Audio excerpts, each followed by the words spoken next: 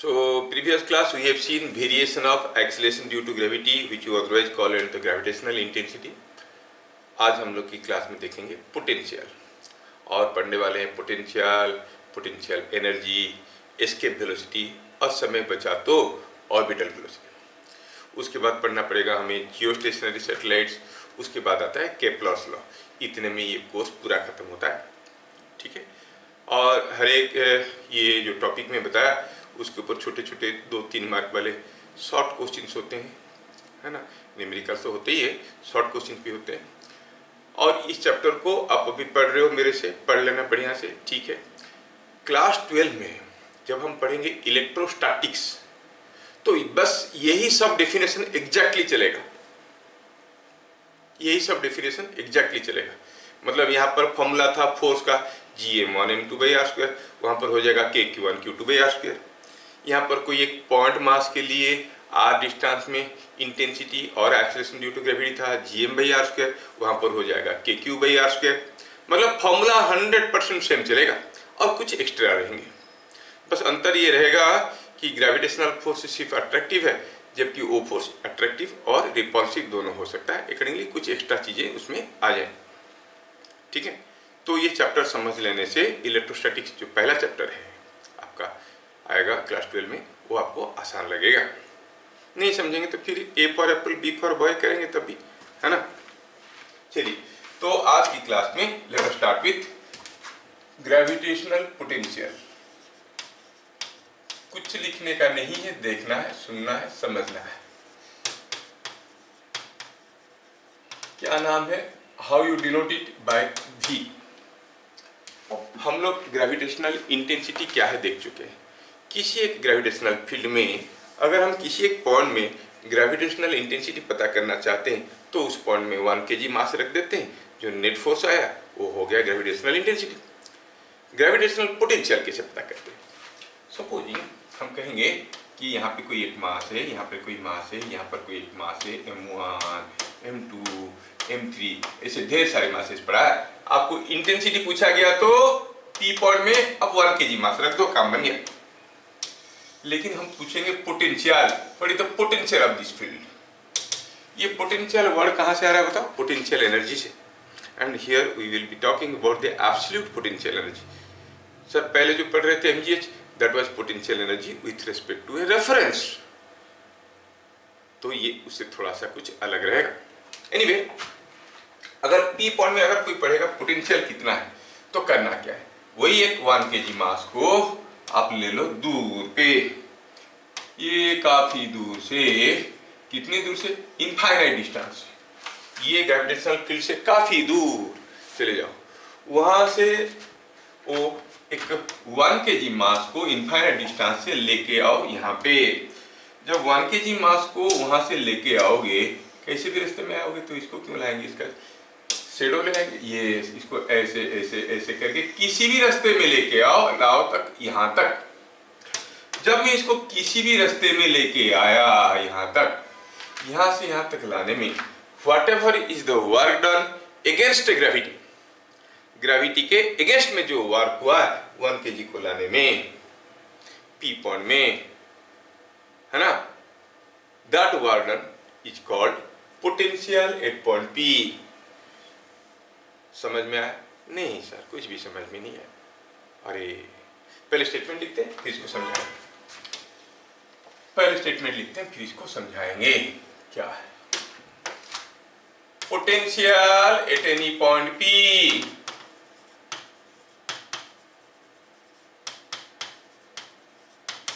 in a gravitational field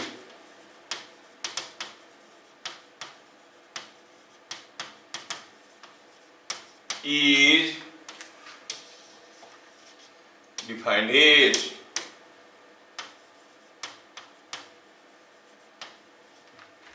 the work done against gravity। ये क्यों टांग अड़ा रहा है, भगाओ उसको। in bringing a 1 kg mass from कहां से, इन्फिनिटी टू पॉइंट पी, किस रास्ते में, थ्रू एनी पाथ। बड़ा टेढ़ा डेफिनेशन है, स्कूल वाले अक्सर नहीं पूछते हैं डेफिनेशन वगैरह, कभी कभार पूछ भी लेते हैं। Through any path. स्टेटमेंट कहता है potential at any point P in A gravitational field. किसी एक ग्रेविटेशनल फील्ड में, यहाँ पर 2-3 मासेस पड़े हैं, 4 मासेस पड़े हैं, ये M1 है, यहाँ M2 है, so they are creating a gravitational field. कैसे पता चला? क्योंकि यहाँ पर कहीं भी एक 1 kg मास रखेंगे तो उसके ऊपर फोर्स आएगा, जहाँ पर मास रखने से फोर्स आता है वहाँ पर फील्ड है, तो यहाँ पर फील्ड ग्रेविटेशनल फील्ड है। पी पॉइंट में मुझे पोटेंशियल चाहिए, तो मैं क्या करता हूँ, कोई एक 1 kg मास को काफी दूर से, इन्फिनिटी से, इन्फिनिटी मतलब इसकी ग्रेविटेशनल फील्ड से बाहर किसी एक पॉइंट से लेके आने वाला हूं। अब जब मैं इसको लेके आने वाला हूं किसी भी रास्ते में, तो यहां तक लाने में whatever is the work done against gravity, यहां से लेके आया, that is the potential at point P. ठीक है, point number 2, if W amount of work is drawn in bringing a m kg mass from infinity to P, then potential at point P क्या हो जाएगा? m kg को लाने में work हुआ W, 1 kg को लाते तो फोर्स भी तो कम हो जाता है कि नहीं, तो वर्क कितना होता, कितना वार्डन होता 1 kg को लाने में, W/m। So potential at point P is equal to W/m। यहां से 2 चीज सामने आया। पहला क्या है? पहला है कि unit is joules per kg। दूसरा क्या है? ये वर्क है, स्केलर क्वांटिटी है, मास है, स्केलर क्वांटिटी है, चीज क्या है? स्केलर। हाँ, ये स्केलर हो जाने से हमें काफी आसान हो जाता है। इंटेंसिटी वेक्टर था, why? Because it was the net force. But what is this potential? It is a work done against gravity in bringing 1 kg मास। समझ में आया? तीसरी इंपॉर्टेंट पॉइंट, सोचो तो ये 3 मास एक ग्रेविटेशनल फील्ड बना रहे थे, इस फील्ड में P पॉइंट में पोटेंशियल चाहिए था, मैं एक 1 kg मास को इनफिनिटी से लेके आया। अब जानते हो कि जब इसको लेके आओगे रास्ते में हर जगह जो ये मासेस है उसको अट्रैक्ट करने लगेंगे, तो जब आप इसको लेके आओगे work will be done by F और अगेंस्ट F। फोर्स भी इधर को है, आप ला भी रहे हो इधर को, work will be done by F, by F means by gravity. तो जब हम मास को इन्फिनिटी से यहां तक ला रहे हैं, some work is done by gravity. Suppose 10 joules of work is done by gravity. हम इसको लेके आने में वर्क कितना हुआ? 10 जूल्स। अच्छा ठीक है, लेकिन पोटेंशियल क्या है? It is the work done against gravity. यहां से यहां तक लाने में वर्क डन अगेंस्ट ग्रेविटी को पोटेंशियल कहते हैं। हम देख रहे हैं कि वर्क डन बाय ग्रेविटी हो रहा है 10 joules, work done against gravity कितना होगा? -10 जूल्स। कहने का मतलब है क्योंकि ये ग्रेविटेशनल फोर्स अट्रैक्टिव है, जब भी हम किसी मास को बाहर से फील्ड के अंदर लाएंगे work will be done by gravity and work done against gravity will be negative. कहने का मतलब है कि potential is always negative quantity, ये कभी पॉजिटिव हो ही नहीं सकता, can never be positive, it is always always always negative. ये आता है क्वेश्चन में, why potential is always negative. तो क्या लिखेंगे? is gravitational force is always attractive, always attractive, therefore always attractive।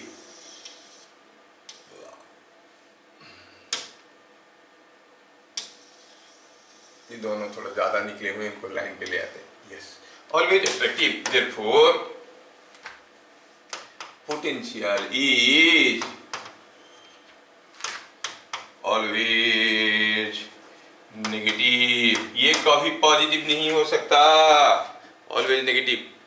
क्या ये स्टेटमेंट सबको समझ में आया? क्यों नेगेटिव होगा? क्योंकि डेफिनेशन कहता है कि it is the warden against gravity, और जब हम कोई चीज को इन्फिनिटी से ला रहे हैं तो work is done by gravity. By gravity positive हुआ तो अगेंस्ट ग्रेविटी नेगेटिव होगा, नहीं? तो आपको it is always a negative quantity, is always a negative quantity. थोड़ा फैला के क्यों ना लिखे जबकि इतना इंपॉर्टेंट है, नेगेटिव क्वांटिटी।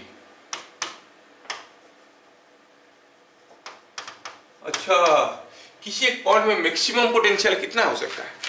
जब वो इंफिनिटी में ही है, आ नहीं रहा है, इनफाइनाइट डिस्टेंस में होगा तो पोटेंशियल कितना होगा? लाया ही नहीं, कोई बात नहीं हुआ, तो हम कहेंगे पोटेंशियल इज जीरो। सो ध्यान रहे, maximum potential at any point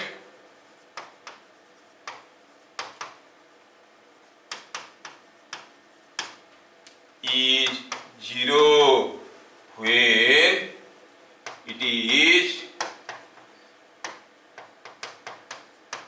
outside field से बाहर है, ग्रेविटेशनल फील्ड से बाहर है, तो पोटेंशियल क्या है? ये कितना हो जाएगा?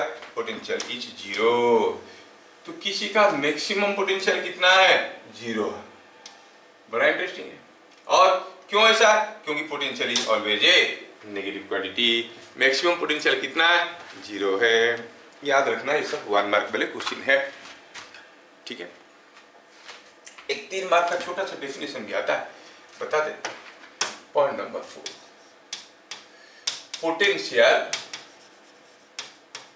Due to a point mass. Suppose यहाँ पे कोई एक मास m है और इसके चलते ग्रेविटेशनल फील्ड बन रहा है। कोई पूछेगा कि बताओ यहाँ पर पोटेंशियल है कितना?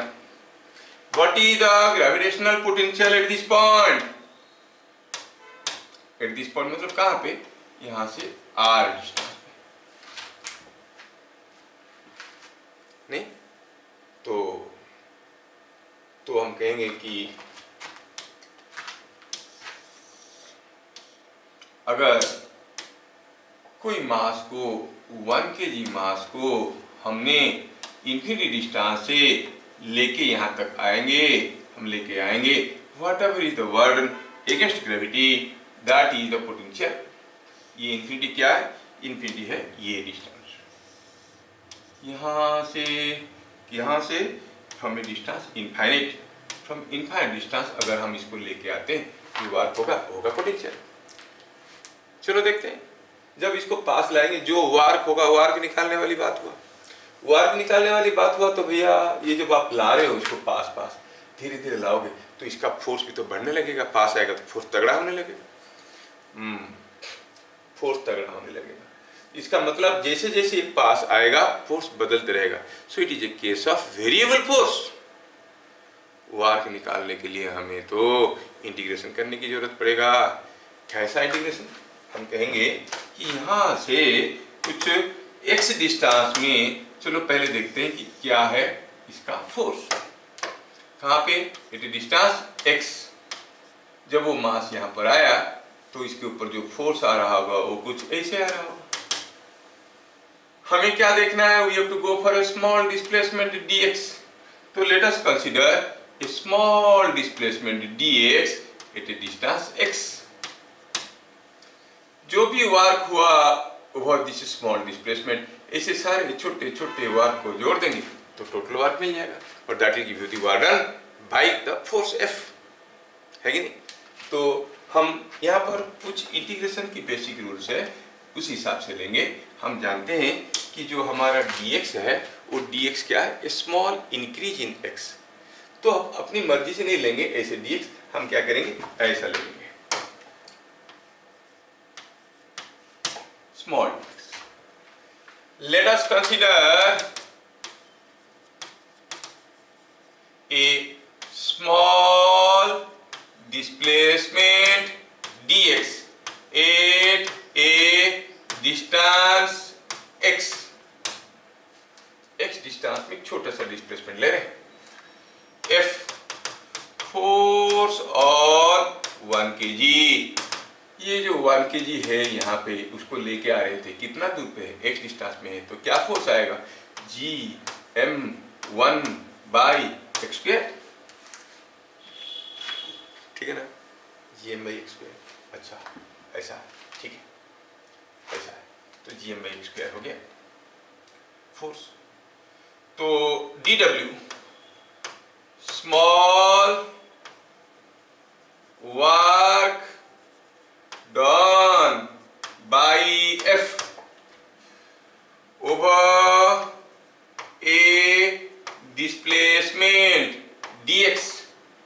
क्या लिखा हूं, ये बाई अगेंस्ट चीजों को पकड़ना बेटा, small displacement by F over A small displacement dx, by लिख रहा हूं। तो आपको फॉर्मूला मालूम है, स्मॉल डिस्प्लेसमेंट होता है F dx, और आपको क्लियरली दिख रहा है कि फोर्स ऐसा है, dx ऐसा है।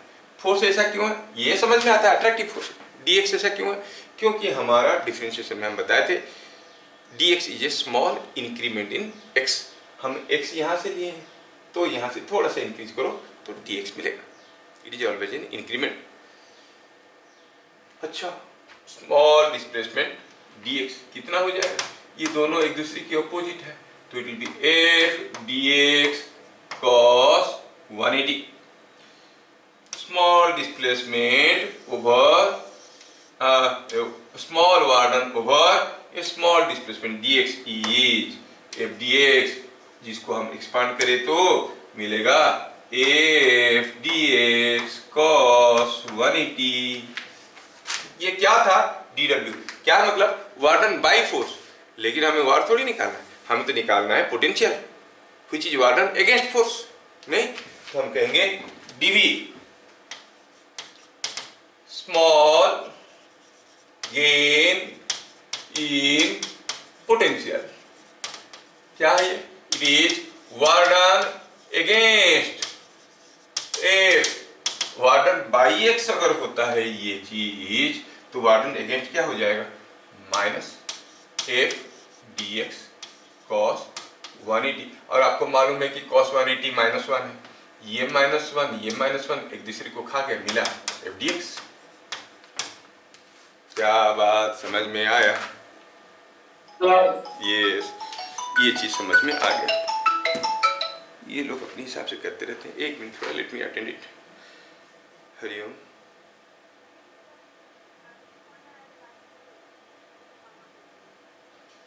ऋषि पंडा, अच्छा हो, कौन तो है,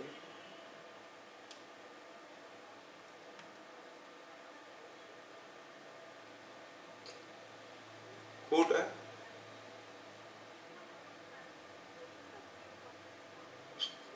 कौन गोटे कौन मैंने भले कि शुणु, आम रेगुलाली स्कूल करूँ दुईटा पीरियड वगैरह। बर्तमान तो मुझे गोटे क्लास रे अच्छी, मो क्लास हेल्ले आपको आउे फोटा करी। नहीं नहीं नहीं, को मैम कहते, अच्छा सी आप फोन करी कहते से स्कूल सफिसीयंट, हाँ हाँ हाँ हाँ हाँ, मुझे actually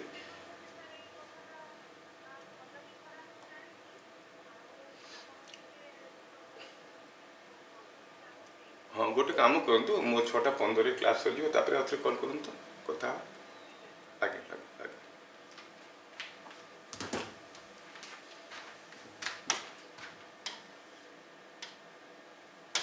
it is coming out to be F D X, समझ में आया।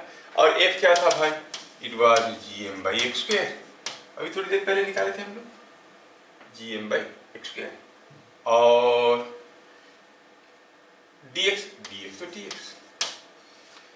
तो टोटल पोटेंशियल क्या होगा, ऐसे सारे छोटे छोटे पोटेंशियल को जोड़ देंगे, and summation of infinite number of continuous quantities is called integration. You know v potential at point p is equal to dv का integration. So it is gm by X square dx का integration, limit डालना है x का, है ना। कहां से कहां पर आ रहे हैं हम, कहां से कहां पर आ रहे हैं, हम आ रहे हैं यहां से यहां पर, और रास्ता भर की वाट निकाल रहे हैं। जब हम यहाँ पर था x क्या था, एट ए डिस्टेंस x कहाँ से आए, यहाँ से आए, तो यहाँ पर x का वैल्यू कितना है, इनफाइनाइट, और यहाँ पे x का वैल्यू, x क्या था, डिस्टेंस ऑफ द पॉइंट, यहाँ पर x का वैल्यू क्या है, r। तो हम कहेंगे ये चीज आ गया, x का वैल्यू कहाँ से आ गया, ये कहाँ से आ रहा है, इनफिनिटी से r, स्मॉलर वैल्यू क्या है, r, ये हो गया इन्फिनिटी से आ रहा है, तो x शुरू हुआ इन्फिनिटी से, और ये हो गया r। क्या बात समझ में आया? छोटा सा डेरिवेशन है, कर लेना इसको। आप इसको चाहो तो कुछ ऐसे लिख सकते हो, gm बाई एक्स स्क्वायर जो है x टू द पावर -2, ठीक है ना। आप इसको आप इन्फिनिटी से r करोगे, इंटीग्रेशन करोगे, पहले dx, इसका इंटीग्रेशन करना है, इंटीग्रेशन करना है, तो ठीक है,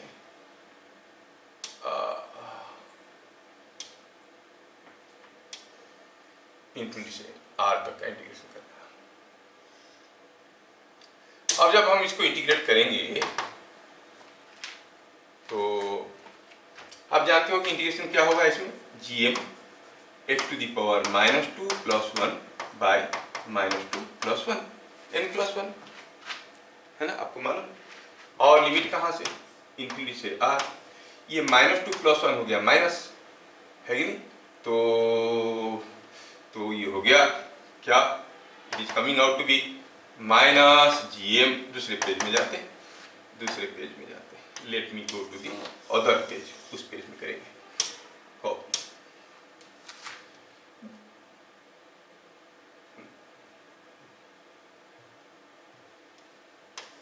ये क्या निकल रहा था, भी निकल रहा, दैट इज इक्वल टू, ये -2 + 1 हो गया माइनस, तो आप लिखो इसको -gm बाहर रख लो, अंदर x टू द पावर -2 + 1 मतलब 1/x इन्फिनिटी टू r। अब पहले अपर लिमिट डालते हैं तो 1/r, माइनस लोअर लिमिट डालते हैं 1/∞, और 1/∞ कितना होता है, 0, क्योंकि इनफाइनाइट इज वेरी लार्ज। कोई भी चीज को अगर इन्फिनिटी से डिवाइड करोगे तो बन जाएगा 0। यस, तो ये क्या बन गया, -gm/r।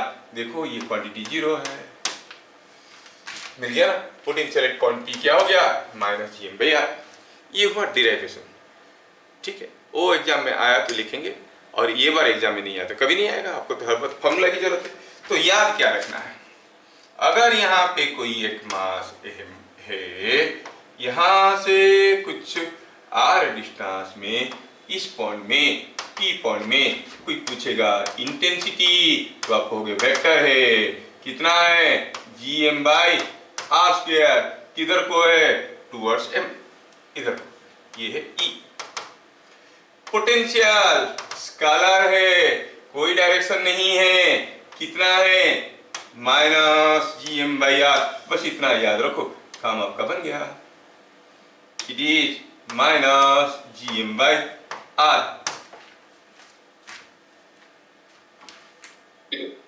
ठीक है,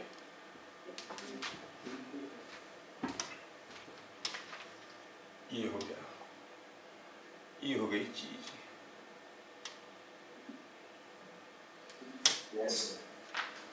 समझ में आया? हाँ, तो ये आपको फॉर्मूला याद रखना है, ये आने का चांस बहुत कम रहता है। हो गया, तो हमें पोटेंशियल क्या है समझ में आया। बस एक छोटा सा क्वेश्चन करके आगे निकल जाएंगे। सपोज हम कहेंगे कि यहाँ पर कोई एक मास m है, यहाँ पर कोई एक मास 2m है, और सपोज ये डिस्टेंस r है और ये डिस्टेंस 2r है, ऐसा दिया है, ये है mid point P। Find potential at P, ये हो गया क्वेश्चन। ये डिस्टेंस 2r नहीं, ये डिस्टेंस भी r है, चलो ठीक है। अब यहां पर जो पोटेंशियल बनेगा, इसके लिए बनेगा और इसके लिए भी बनेगा। m के लिए P पॉइंट में जो पोटेंशियल बनेगा वो किस डायरेक्शन में बनेगा, टुवर्ड्स m और अवे फ्रॉम m। एम के लिए पी पॉइंट में कुछ पोटेंशियल बनेगा, वो किस डायरेक्शन में बनेगा? टुवर्ड्स एम और अवे फ्रॉम एम। अरे नहीं, ये तो स्केलर क्वांटिटी है भाई, इसका कहां से डायरेक्शन आएगा? कोई डायरेक्शन नहीं। तो आप कहोगे potential at point P is potential due to M plus potential due to M. M के लिए कितना? कोई भी मास के लिए आर डिस्टेंस में minus G M by R होता है, तो minus G M by R plus 2m के लिए कितना? Minus G 2m by R. क्या बात समझ में आया? सिंपल है, जोड़ दो, मिलेगा minus 3gm by R. So the potential at point P is minus 3gm by R. ठीक है।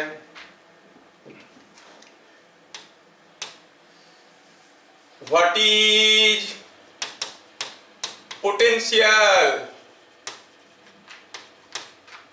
on the surface of earth? अर्थ की सरफेस में पोटेंशियल क्या है? ओ, ये अर्थ है, मास इसका m है, रेडियस इसका r है, और इसकी सरफेस में पोटेंशियल क्या है? यहाँ पे तो आपको potential at point P formula कहता है माइनस Gm, और ये पूरा मास यहाँ पे, तो यहाँ से कितना दूर हुआ? r। खत्म, आंसर हुआ ये। क्या बात समझ में आया? अब P पॉइंट में जो पोटेंशियल होगा उसका डायरेक्शन क्या होगा? टुवर्ड्स द सेंटर और away from centre? Towards centre और away from centre? Scalar quantity है सर, ये स्केलर क्वांटिटी है, अंदर नहीं बाहर नहीं, कोई डायरेक्शन नहीं है उसका, पोटेंशियल है। बात समझ में आया? यस। चलिए अब नेक्स्ट पढ़ने वाले हम लोग पोटेंशियल एनर्जी। ये है एब्सोल्यूट पोटेंशियल एनर्जी की बात कर रहे हैं। Potential energy, potential energy at any point E, potential energy of a mass, potential energy of a mass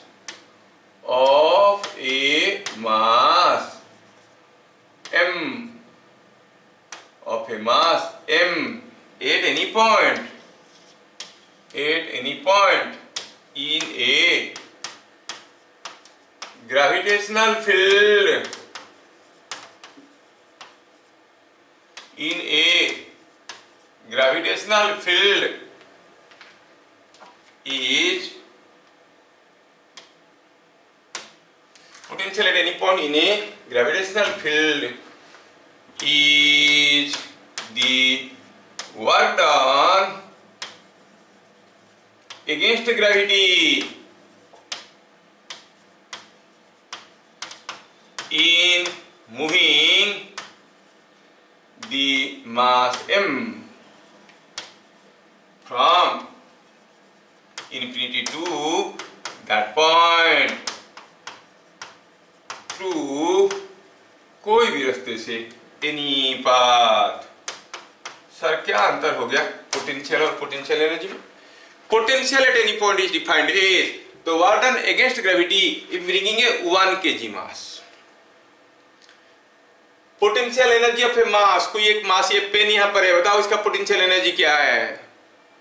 It is defined as the work done against gravity in bringing this pen, not 1 kg, pen, mass m from infinity to this point. क्या बात समझ में आया? 1 kg को लेके आएंगे infinity से यहाँ तक, तो जो वर्क होगा अगेंस्ट ग्रेविटी उसको कहेंगे पोटेंशियल। m kg को लेके आएंगे तो उसको क्या कहेंगे? Potential energy of m। समझ में आया?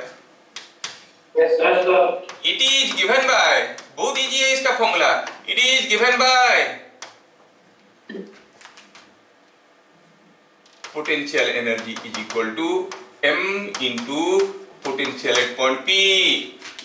Potential at point P, Vp क्या है? Potential at P। 1 kg को लाने में जो वर्क हो रहा है वो Vp है, m kg को लाएंगे तो जो वर्क होगा वो क्या होगा? m into Vp। तो पोटेंशियल एनर्जी का कितना सिंपल फॉर्मूला हो गया, m इंटू Vp। क्या बात समझ में आया? Yes, potential energy is given by potential energy equal to m into Vp। Vp is the potential at point P। किसी भी पॉइंट में पोटेंशियल मालूम है तो उस पॉइंट में कोई एक मास रख देंगे तो उसका पोटेंशियल एनर्जी कितना होगा? m into Vp। जैसे मैं कहूं कि just for sake of example, आपको घुमाने के लिए मैं इसे कह सकता हूं कि ये मेरा अर्थ है, ये इसका रेडियस r है, मास इसका m है, कोई छोटा सा मास m0 यहाँ पे रखा हुआ है। Find potential energy of m0। फंस गए सर, हम लोग तो पहले mgh बोल देते थे, वो भी विथ रिस्पेक्ट टू ग्राउंड या किसी रेफरेंस, यहाँ पर कुछ रेफरेंस दिया नहीं है। तो what is the potential energy? आप कहोगे potential energy of m0 is equal to m0 into potential into potential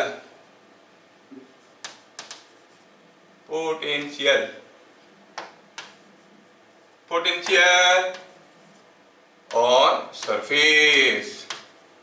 यहाँ पे अच्छा, पोटेंशियल ऑन सरफेस क्या हो जाएगा? हम जानते हैं कि m मास के लिए r डिस्टेंस में माइनस gm/r।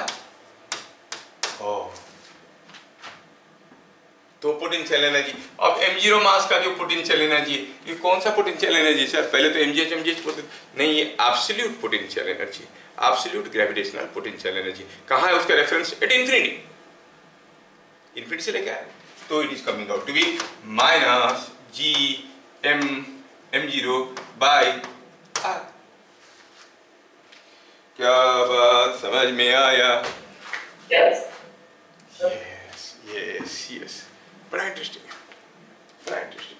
माइनस m0/r, इसके ऊपर हम लोग न्यूमेरिकल्स भी करेंगे, बहुत सारे वैरायटी के न्यूमेरिकल करेंगे, लेकिन इससे पहले आज पढ़ेंगे हम लोग एस्केप वेलोसिटी। मैं जानबूझ के सिर्फ थ्योरी पढ़ा रहा हूँ आपको, और फिर नेक्स्ट में हम लोग कुछ न्यूमेरिकल देखेंगे, ठीक है? आज देखेंगे अभी एस्केप वेलोसिटी, जिसको हम कहेंगे VE। क्या है ये एस्केप वेलोसिटी? थोड़ा सोचो, नाम है एस्केप वेलोसिटी। सपोज ये अर्थ है, अर्थ से हम कोई चीज को फेंकेंगे, यहां से कोई चीज को फेंकेंगे ऊपर, वो जाएगा, कुछ ऊपर आ जाएगा, फिर गिर जाएगा। थोड़ा जोर से फेंकेंगे और ऊपर जाएगा, फिर आ जाएगा, और जोर से फेंकेंगे और ऊपर जाएगा, फिर आ जाएगा। सपोज हम इतने जोर से फेंक दिए कि ये कुछ यहां तक चले गया और इतना दूर चले गया कि यहाँ पर कितने दूर पे, इनफाइनाइट डिस्टेंस में, यहाँ पर अर्थ और इसको पुल बैक नहीं कर रहा है, वो जाएगा, वहीं लटकेगा, रुकेगा, लेकिन गिरेगा नहीं, क्योंकि earth is not able to pull. क्या बात समझ में आया? इतना दूर चले गया कि इसको ये खींच के नहीं ला रहा है, वहीं रुक गया। तो कितना वेलोसिटी में कम से कम फेंकने से, the minimum velocity with which this thing must be thrown from the surface of earth, it goes and never comes back to earth again. That means it escapes, निकल जाता है कहां से? From the gravitational field of the earth।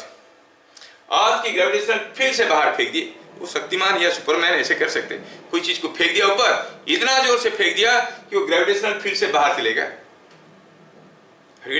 तो फिर वो लटक जाएगा, वापस नहीं आएगा। क्या बात समझ में आया? वही वेलोसिटी को कहते हैं एस्केप वेलोसिटी। अगर इससे ज्यादा वेलोसिटी में फेंकेंगे तब भी भाग जाएगा, वापस नहीं आएगा। इससे कम में फेंकेंगे, यहां तक जाएगा, फिर वापस आ जाएगा। क्या बात है? तो हमें निकालना है what is the value of escape velocity. Clear?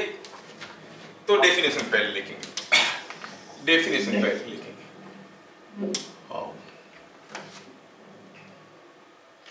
क्या कहेंगे? The escape velocity or the minimum velocity with which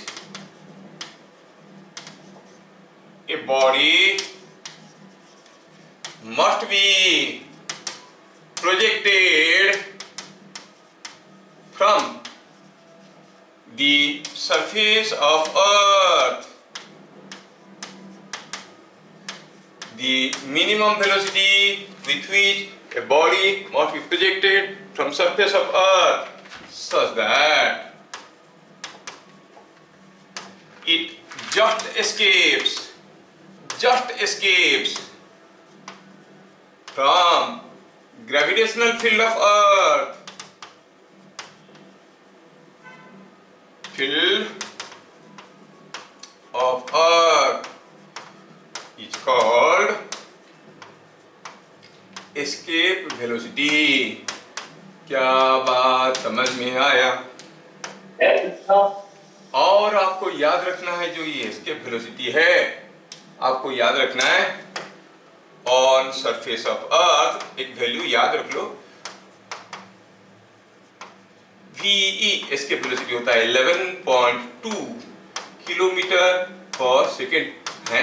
इतना कम होता है 11.2। हम लोग तो गाड़ी चलाते हैं 30, 60, 90 में। अरे नहीं भाई, तुम जो गाड़ी चलाते हो वो 30, 60, 90 किलोमीटर पर आवर। ये एक सेकेंड की बात कर रहा है। एक सेकेंड में 11.2 किलोमीटर पर सेकेंड में अगर फेंक दोगे, गया और वापस नहीं आया। इसलिए जब तक तुम लोग खुशी में रहते हो और उछलते रहते हो ना, थोड़ा देख सक के उछलना। वो जो से उछल गए तो पता चला परमानेंटली उछल गए और वापस नहीं आ रहे हो। ठीक है ना?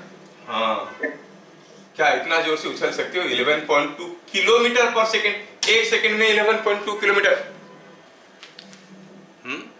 मतलब आपको वहां से यहां पर आने के लिए 20 सेकेंड लगेगा।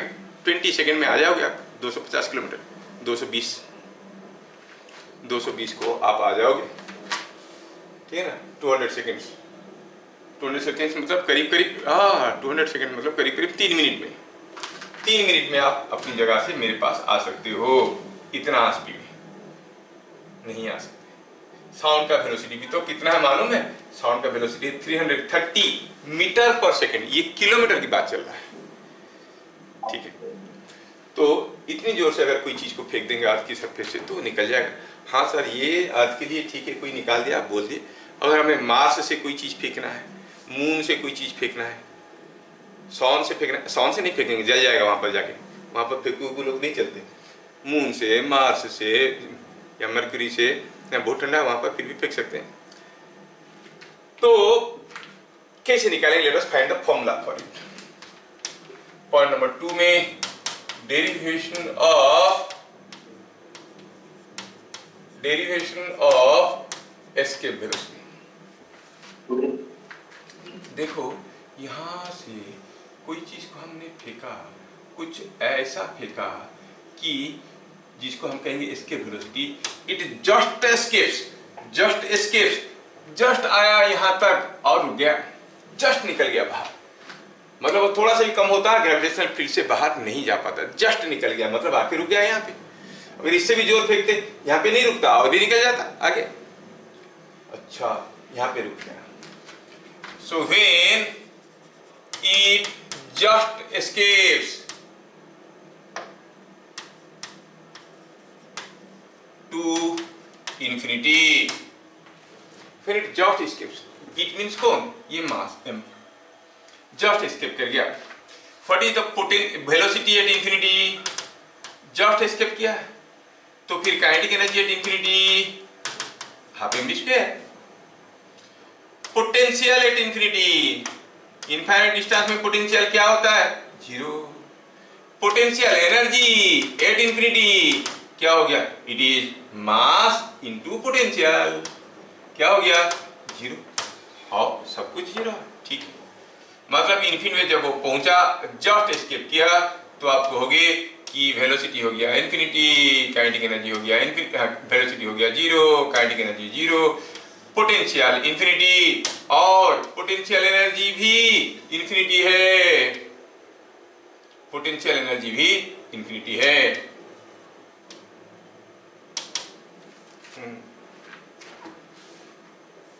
ठीक है, ये बात है। अभी हम देख रहे हैं कि ये पोटेंशियल एनर्जी इन्फिनिटी है, काइनेटिक एनर्जी इन्फिनिटी है, पोटेंशियल एनर्जी जीरो है, काइनेटिक एनर्जी जीरो है। अब देखो तो what is the total energy? Total energy क्या हुआ? Kinetic energy plus potential energy, कहाँ? दोनों आफ्टर जस्ट एस्केपिंग, तो क्या हो जाएगा? जीरो प्लस जीरो क्या होगा?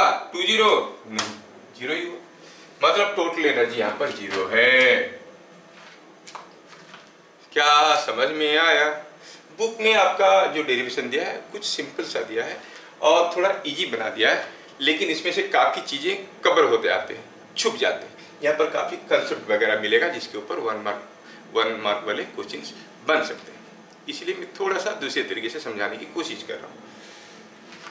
अच्छा, ये हो गया, टोटल एनर्जी हो गया ये। ठीक है, अगर टोटल एनर्जी यहाँ पर जीरो हुआ और आप जानते हो कि जब भी हम कोई चीज को फेंकते हैं law of conservation of energy is applicable. अगर sum of kinetic energy and potential energy यहाँ पर जीरो है तो यहाँ पर भी sum of kinetic energy and potential energy zero है, यहाँ पर भी sum of kinetic energy and potential energy zero है, यहाँ पर भी sum of kinetic energy and potential energy zero है। काइनेटिक एनर्जी पोटेंशियल एनर्जी दोनों मिलके जीरो है। अरे यार कैसे हो सकता है?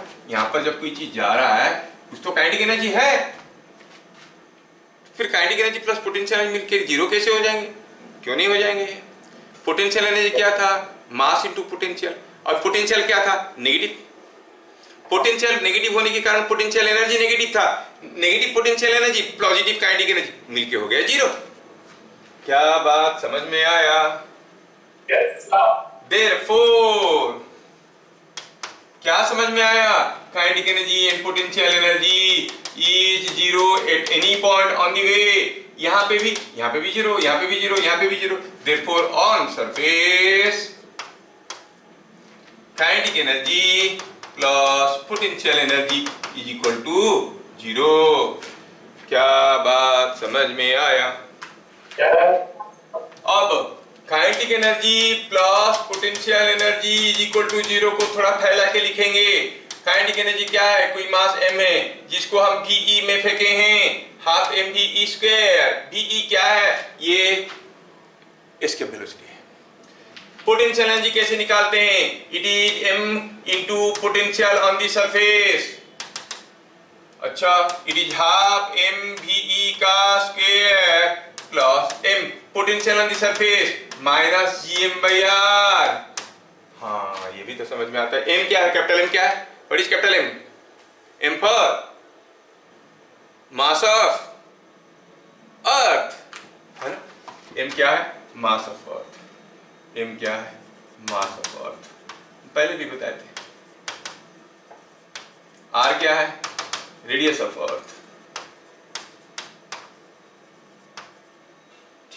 R क्या है? Radius of earth. This is equal to zero. अब ये m फेंक दो कॉमन लेके, गए भागे, क्या मिला? You are smart enough.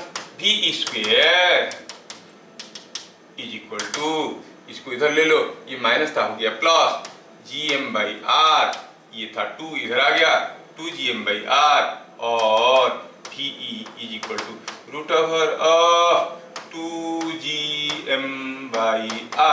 जिस प्लैनेट की सरफेस से हम फेंकना चाहते हैं उस प्लैनेट का रेडियस नाप लो, मास नाप लो। नहीं, कितना आसानी से मिल जाएगा? हाँ सर, आसानी से मिल जाएगा। मून से फेंकेंगे, मून का मास कितना है, रेडियस कितना है, कैसे पता करेंगे? वहां पर गड्ढा खोद के देखेंगे। We must have otherwise method also to find out, but this is also a very important formula. The escape velocity of a particle from the surface of a planet और सैटेलाइट और कुछ भी, it is equal to 2gm/r। आपको याद होगा gm का value क्या था? gm का वैल्यू था, याद है? gm क्या था? It was gr²। तो ये बन गया gm की जगह gr² लिखेंगे, एक r दूसरे r को खा जाएगा, मिलेगा 2gr। हाँ, अब क्या निकालना है? Only radius r। r radius of earth is 3600 kilometre only, 3600 kilometre earth का रेडियस। तो तो आप यहाँ से एस्केप वेलोसिटी का फॉर्मूला निकाल सकते हो। जी के वैल्यू को रफली 10 ले लो, ये 3600 किलोमीटर से है, तो बस उसको और 3 ठो 0 मल्टीप्लाई करो तो मीटर में आ जाएगा, और फिर उसका रूट ओवर ले लो तो मिलेगा 11.2 किलोमीटर पर सेकेंड। समझ में आया? एस्केप वेलोसिटी है, वेलोसिटी है तो यूनिट बनेगा मीटर पर सेकेंड। क्या बातें समझ में आया? Yes. किसी भी प्लैनेट की सरफेस से अगर आपको कोई चीज फेंकना है तो मेरे फेंकू लोग याद रखना क्या फॉर्मूला लगाना है, रूट ओवर 2gm/r, ये कैसे नीचे आ गया, और रूट ओवर 2gr। समझ में आया? ये हो गया एस्केप वेलोसिटी का फॉर्मूला। इसके बारे में एक दो इंपॉर्टेंट पॉइंट हमें याद रख लेना चाहिए। पहला हुआ, हम जब एस्केप वेलोसिटी में for throwing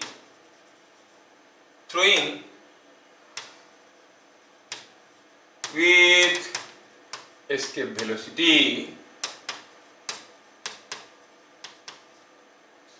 kinetic energy plus potential energy is equal to 0। Kinetic energy और पोटेंशियल एनर्जी का सम 0 होना चाहिए। अभी हम देख लिए। अब कोई चीज को मैं अगर यहां से ऐसे फेंकता हूं m मास को, और दूसरे मास को ऐसे फेंकता हूं, इसको फेंकता हूं v में, इसको भी फेंकता हूं v में, इसका काइनेटिक एनर्जी कितना है, हाफ mv², इसका हाफ mv², पोटेंशियल एनर्जी बराबर है, मतलब दोनों का काइनेटिक एनर्जी बराबर है, डायरेक्शंस के साथ कोई मतलब नहीं है। ध्यान रखें, कभी कभार लगता है कि हमें ऐसा फेंकना चाहिए, नहीं यार, तुम ऐसे भी फेंक दो तो काइनेटिक एनर्जी हाफ mv² तो होगा, काइनेटिक एनर्जी हाफ mv² हो गया, पोटेंशियल तो है -gmm/r, तो फिर ये भी एस्केप करेगा, ये भी एस्केप करेगा। कोई चीज को अर्थ की सरफेस से फेंकना है, ऐसा फेंकना है कि वो वापस नहीं आएगा, क्या ऐसा फेंकना है? नहीं, ऐसे फेंकने से भी होगा, ऐसे फेंको भी होगा, ऐसे फेंको भी होगा, फेंको लोग किधर से भी फेंक सकते हो। कहने का मतलब है escape velocity has no fixed direction, you can throw it in any direction, so it is more appropriate to call it escaping speed, क्योंकि ये वेलोसिटी तो कह देते हैं, सब कहते हैं, हम भी कहते हैं, है ना। जैसे कल कोई पंक्चर बोल रहा था, तुम लोग देखे होगे, सुने होगे, है ना, तो बोलते सब तो हम भी बोलते हैं, हम भी कुछ नया बोलेंगे तो बाकी लोगों को समझ में नहीं आएगा। बट देन एस्केपिंग स्पीड ये ठीक है, क्योंकि उसका कोई फिक्स्ड डायरेक्शन नहीं है। तो क्या लिखेंगे यार इसमें? So VE has no fixed direction. ठीक है। दूसरा इंपॉर्टेंट चीज हुआ कि यहां से अगर मैं कोई एक 2 kg का मास को फेंकता हूं और यहां से कोई एक 5 kg का मास को फेंकता हूं, इसके लिए कुछ एस्केप वेलोसिटी है, इसके लिए कुछ एस्केप वेलोसिटी है, ये 1 है, ये 2 है। क्या बता सकते हो कौन से मास के लिए एस्केप वेलोसिटी ज्यादा होगा? सर फॉर्मूला दिखाइए, फॉर्मूला दिखाइए। अरे फॉर्मूला तुम्हारे सामने है। ये कौन सा मास के लिए, 2 kg के लिए कि 5 kg के लिए एस्केप वेलोसिटी ज्यादा होगा? अरे ये जो m था यही तो 2 kg या 5 kg था, ये कैंसिल हो गया कि नहीं उधर? Yes, sir. ये मास किसको फेंक रहे हो उसके ऊपर डिपेंड नहीं करता है। ये बड़ा वाला मास जो है वो पार्टिकल का नहीं है, अर्थ का है। तो कहने का मतलब है आप कहोगे द एस्केप वेलोसिटी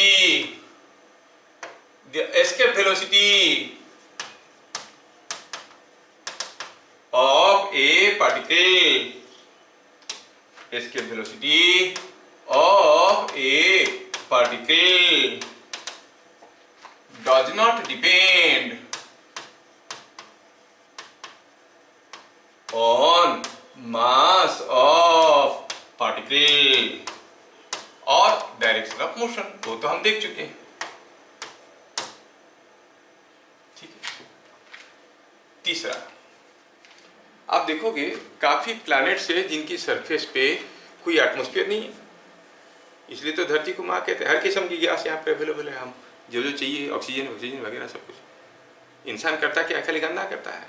जो नेचर है जहाँ पर आप कभी अगर हिल स्टेशन वगैरह में जाओगे कितना अच्छा लगता है, क्यों? पॉल्यूशन नहीं है। यहाँ पर तो हम खुद ही एक पॉल्यूशन है, जहाँ जाते हैं वहाँ पर पोल्यूट कर देते हैं, क्या क्या खा के जाते हैं, डकार मारते रहते हैं और क्या क्या मारते रहते हैं, सारा पोल्यूशन तो हम ही फैलाते हैं, है ना।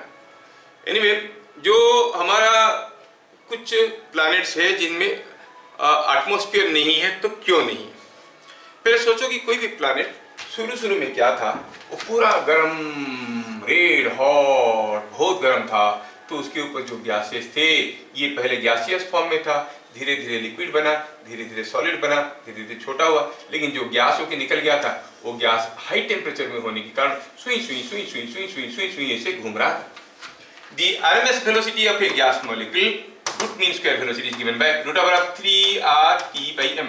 ये जो R है, ये है यूनिवर्सल गैस कांस्टेंट, T है एब्सोल्यूट टेम्परेचर, M है मॉलिक्यूलर वेट, जो तुम लोग काइनेटिक थ्योरी ऑफ गैसेस में पढ़े होगे, नहीं पढ़े होगे, चलो कोई फर्क नहीं पड़ता। ध्यान रहे कि जितनी ज्यादा टेम्परेचर होगा उतनी ज्यादा वेलोसिटी होगा।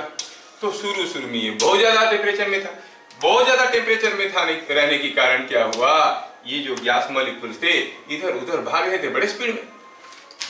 अगर किसी गैस मॉलिक्यूल का स्पीड इसकी एस्केप वेलोसिटी से ज्यादा हो गया तो चाहे किधर भी जा निकल जाएगा, तो निकल जाएगा, खत्म, वापस नहीं आएगा। तो कुछ प्लैनेट के केस में ऐसे हुआ कि इतनी ज्यादा टेम्परेचर था और इतना कम एस्केप वेलोसिटी था कि वो गैसेस एस्केप कर गए। जब वो ठंडा पड़ा, देखा कि उसका गैस भाग गया, देयर इज नो गैस, क्योंकि वो हाई स्पीड में होने के कारण वो निकल गए। तो ये क्वेश्चन अक्सर पूछा जाता है, why some planets do not have any atmosphere, कोई गैस है ही नहीं उसमें। तो in case of some planets, in case of some planets,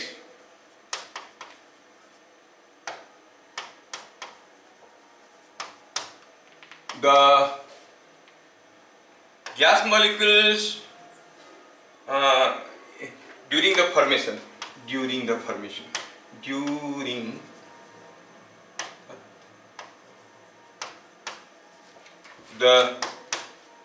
of planet, during formation of planet, the temperature was so high that speed of gas molecules, speed of gas molecules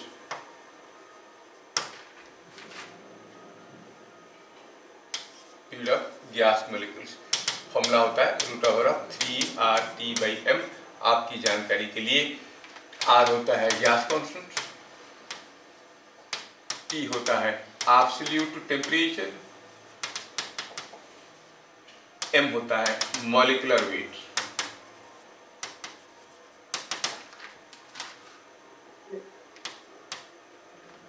Speed of gas molecules was so high, was higher than or was more than the escape velocity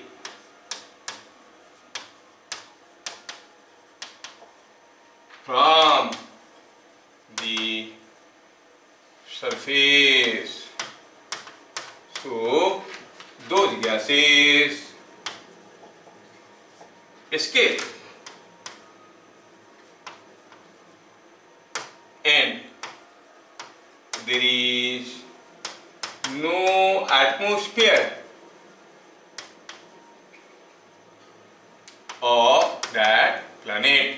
उस planet का कोई atmosphere नहीं है, क्योंकि इतना गर्म था, उसी के गैस मॉलिक्यूल्स उसी को छोड़ के भागे, क्योंकि वहां पर एस्केप वेलोसिटी भी काफी कम था। क्या बात समझ में आया? यस, ठीक है, अच्छा, ये बात हो गया, ये चीज आपको समझ में आया।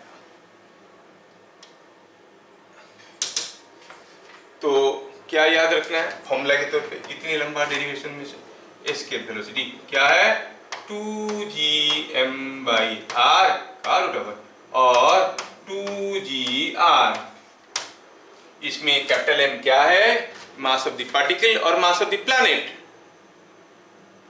m क्या था? मास ऑफ द प्लैनेट और मास ऑफ द पार्टिकल। अरे 2g m क्या था? प्लैनेट की पार्टिकल। हाँ, तुम लोग बोलोगे नहीं तो कैसे होगा? अरे यार तुम लोग, मेरे को लगता है डर लग जाता है कि हाँ। और r क्या था? r क्या था? r radius of earth, radius of the planet. तो किसी भी एक प्लैनेट का अगर आपको रेडियस वगैरह मालूम है और मास वगैरह मालूम है या फिर acceleration due to gravity on the surface मालूम है तो आप एस्केप वेलोसिटी निकाल सकते हो। जब भी कोई चीज को एस्केप वेलोसिटी में फेंकते हैं उसका टोटल एनर्जी हर जगह जीरो होता है, जहां से फेंके वहां पर भी जीरो, रास्ते में जीरो, पार हो गया तब भी जीरो, हर जगह जीरो होता है। एस्केप वेलोसिटी क्या है? The minimum velocity with which a particle can be thrown so that it just escapes, just निकल जाता है बाहर, तो हम इसको कहेंगे एस्केप वेलोसिटी। कौन सा डायरेक्शन में फेंकना चाहिए? कोई पार्टिकल को अगर बाहर निकालना है तो किसी भी डायरेक्शन में फेंको, कोई फिक्स्ड डायरेक्शन है नहीं। So it is more appropriate to call it escaping speed. क्या मैं आपको इतने सारे चीज समझा पाया? यस, ठीक है, ठीक है। तो आप लोग ये सारा चीज को लिख लेना और मैं सर से बात कर लूंगा। कल थोड़ा मुझे एक लंबा क्लास चाहिए। आई वांट 4 to 6 या फिर मेरे क्लास जब होगा तब ही होगा, लेकिन लंबा क्लास चाहिए। मैं सर से बात करता हूँ, खत्म नहीं होगा, नहीं तो मुझे अभी पढ़ाना है ऑर्बिटल वेलोसिटी। ऑर्बिटल वेलोसिटी मतलब कोई चीज को फेंकना है, ऐसा फेंको कि वो घूमते रह जाएगा। मान लो कि अर्थ है, यहाँ से कोई चीज को फेंके ऐसे तो ऐसे गिर गया, थोड़ा जोर से फेंको तो ऐसे गिरेगा, थोड़ा और जोर फेंको तो ऐसे गिरेगा, थोड़ा ऐसा फेंक दो तो गिरते ही रह जाएगा, कभी नहीं पहुंचेगा। ये हो गया जो वेलोसिटी में घूम रहा है उसी को कहते हैं ऑर्बिटल वेलोसिटी। कैसे निकालेंगे? क्या मेरी बात समझ में आया?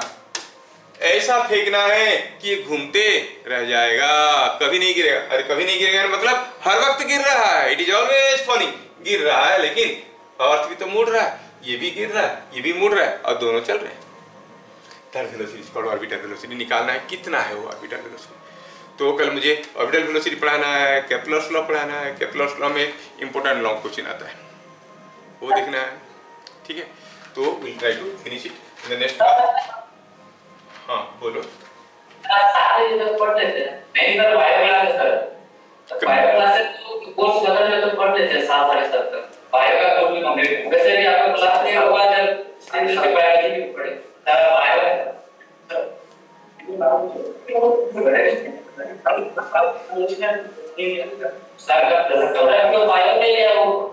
सुनो, मेरा तबीयत आज ज्यादा ठीक नहीं है ना, मैं सर को बोला था क्लास नहीं लूंगा बोल के, आज कुछ में मेडिसिन वगैरह नहीं आऊँ, सब मेडिकल प्रॉब्लम हूँ, सारा आज ले कल हम लोग ले लेंगे।